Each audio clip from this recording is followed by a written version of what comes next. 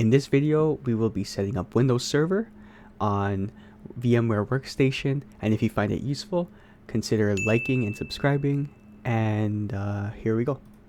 So the first thing that you want to do to set up a VM is do a new virtual machine.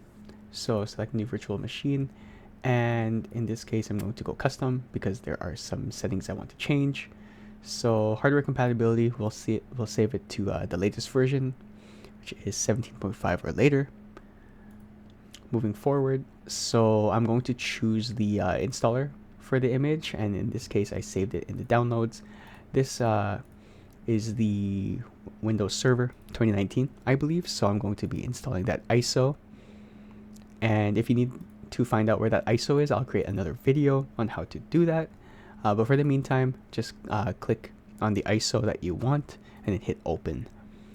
All you have to do is hit next. And by the way, before we hit next, you can see that it says Windows Server 2019 is detected, and that is perfect. So next, I'm going to hit next. I don't have a Windows product key for the meantime, but I'm going to keep it to data center core. So full name, I'll just leave it to that. I don't need a password or anything. So I'll just move forward. Hit next. I did not enter a product key. Windows would install without one. If you have a product key, that is something that you can be activated later. So just hit yes.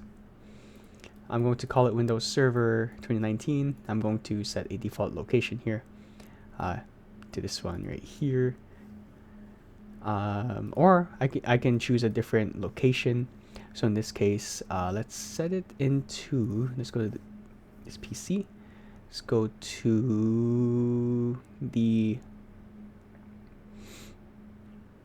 what folder should I use? Let's use the YouTube archive. Yep. And then here, let's create a new folder. Let's just call this Windows Server VM files. Hit OK. And then, new folder. Actually, I need to rename that. Windows Server VM files. There you go. Now it's actually perfect. So Windows Server VM files. Select OK. Now you can see the location is in my R drive, Windows Server VM files folder. So that's where all the files are going to be set. I'll keep it to UEFI. Hit next. I could dedicate a bit of server processors here. Let's give 8 processors, maybe 2 cores per processor. You know what? Let's go 4 processors, 2 cores. This is just dependent on how much processing power your device has. Hit next. This case is going to prompt you for how much RAM you want to put. In this case, it's Windows Server, so I could probably allocate 8 gigs of it because I have 32 gigabytes of RAM installed on my device. So let's hit next. And this is important here, this network connection. You want to use bridge networking if you want to continue using your local network.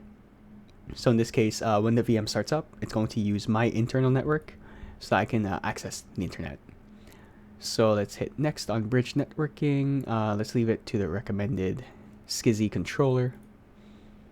NVMe, sure, it's recommended. Anything recommended, you can go ahead and do that. But let's go through the disk options here. So physical disk, we don't have a physical disk. Everything's just going to be virtual.